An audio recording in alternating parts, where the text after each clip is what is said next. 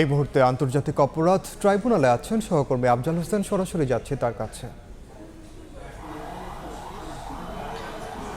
কিছুক্ষণের মধ্যে নাহিদ ইসলামকে জেরা শুরু করবেন শেখ হাসিনা এবং আসাদুজ্জামান খান কামালের পক্ষে রাষ্ট্রনিযুক্ত আইনজীবী আমির হোসেন। এবং আজকে জেরা সম্পূর্ণ হবে না এমনটি কিন্তু রাষ্ট্রনিযুক্ত আইনজীবী আমির হোসেন আমাদেরকে জানিয়েছেন। আর যেটি বলে রাখি যে আজকে প্রায় 1 ঘন্টা 45 মিনিটের মতো জবানবন্দি দিয়েছেন নাহিদ ইসলাম, এবং জবানবন্দিতে 19 জুলাই থেকে 5 আগস্ট পর্যন্ত কী ঘটনা ঘটেছে তার বর্ণনা দিয়েছেন। তাকে বাসা থেকে তুলে নিয়ে যাওয়া, আয়নাঘরে বন্দি করে রাখা, নির্যাতন করা, চোখ বেঁধে হ্যান্ডকাপ পরিয়ে সেই বর্ণনাগুলো দিয়েছেন। ডিবি কার্যালয়ে তাকে আটক রেখে তার সঙ্গে অন্য সমন্বয়কদের সেখানে রেখে নির্যাতন চালানো, আন্দোলন প্রত্যাহার করতে বাধ্য করা এবং একই সঙ্গে স্টেটমেন্ট রেকর্ড করিয়ে সেটি গণমাধ্যমে প্রচার করা, সেই বিষয়গুলো তিনি উল্লেখ করেছেন। এবং সবশেষে তিনি যেটি বলেছেন যে জুলাই আগস্টে যে হত্যাযজ্ঞগুলো হয়েছিল সেই হত্যাযজ্ঞের একমাত্র নির্দেশদাতা শেখ হাসিনা এবং স্বরাষ্ট্রমন্ত্রী আসাদুজ্জামান খান কামাল। তিনি যেহেতু পুলিশের বাহিনী সহ বিভিন্ন বাহিনীর প্রধান ছিলেন, তিনিও এই দায়ে অভিযুক্ত হবেন।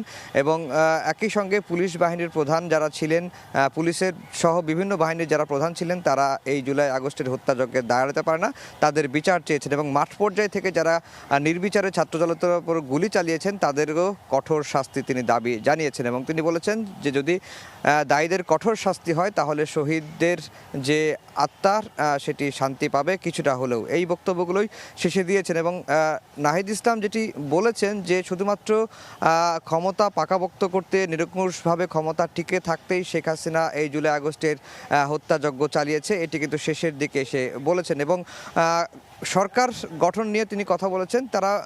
তিনি বলেছেন যে 4 আগস্টেই অন্তর্বর্তীকালীন জাতীয় সরকার গঠনের প্রস্তাব দেওয়া হয়েছিল এবং তারা প্রস্তুতি নিচ্ছিলেন, এবং সেদিনই ডক্টর মোহাম্মদ ইউনূসকে প্রস্তাব দেওয়া হয়েছিল। সেই বক্তব্যগুলোই নাহিদ ইসলাম তার জবানবন্দি দিয়েছেন। কিছুক্ষণের মধ্যেই নাহিদ ইসলামকে জেরা শুরু করবেন রাষ্ট্রনিযুক্ত আইনজীবী। এছাড়া এর বাইরে আরও বেশ কয়েকটি মামলা শুনানির কথা রয়েছে দুপুরের পরে। তো এই ছিল আন্তর্জাতিক অপরাধ ট্রাইব্যুনালে আমার কাছে সবশেষ খবর। সরাসরি যুক্ত ছিলাম আন্তর্জাতিক অপরাধ ট্রাইব্যুনালে।